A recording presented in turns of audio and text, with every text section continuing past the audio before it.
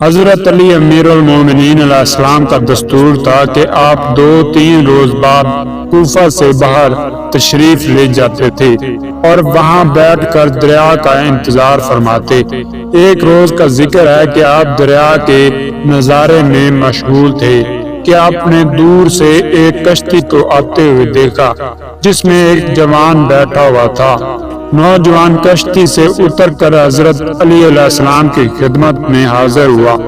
آپ اسے اپنے گھر لے گئے، مہمان نوازی کا حق ادا کیا۔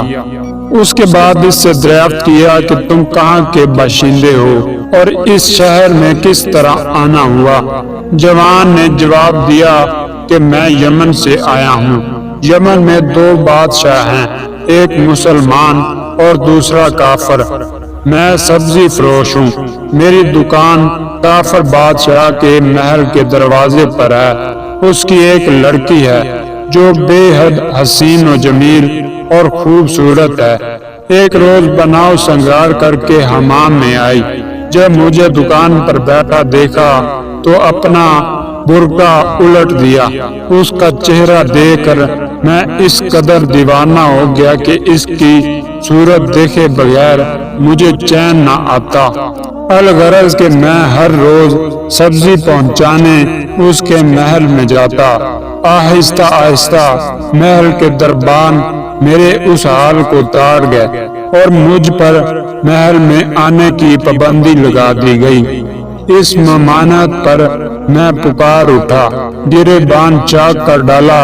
کسی بے درد نے محل کے بادشاہ کو خبر دی کہ محلے کا سبزی فروش آپ کی بیٹی پر عاشق ہو گیا ہے اور رسوائی تک نوبت پہنچ گئی ہے۔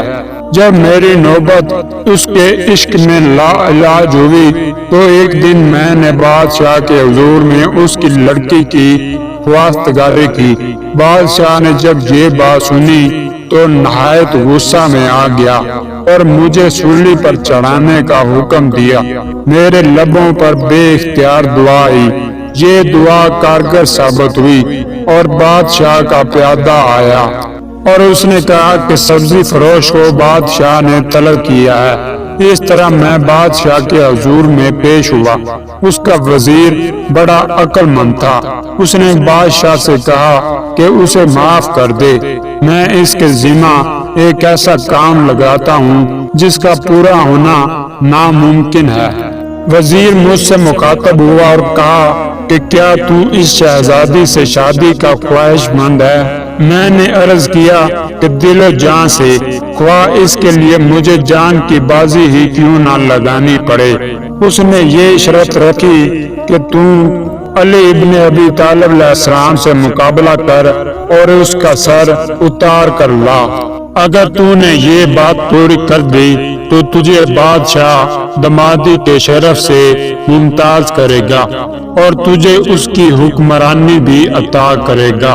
اے میرے مہربان میزبان، میں اس غرض سے اس ملک میں آیا ہوں تاکہ علی سے مقابلہ کروں اور اس کا سر بادشاہ کے حضور میں پیش کروں، مگر میں یہاں اجنبی ہوں، میں علی کو جانتا نہیں۔ تو میری رہنمائی کر اور مجھے علی کے پاس چھوڑا، تمہاری بڑی مہربانی ہوگی۔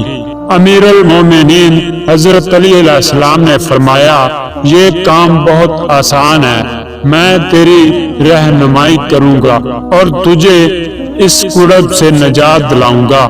اگر تو مجھے دریا کے کنارے پر ہی کہہ دیتا تو میں تیری حاجت وہیں پر پوری کر دیتا۔ تو حضرت علی علیہ السلام اس اجنبی کو لے کر دریا کی طرف روانہ ہوئے۔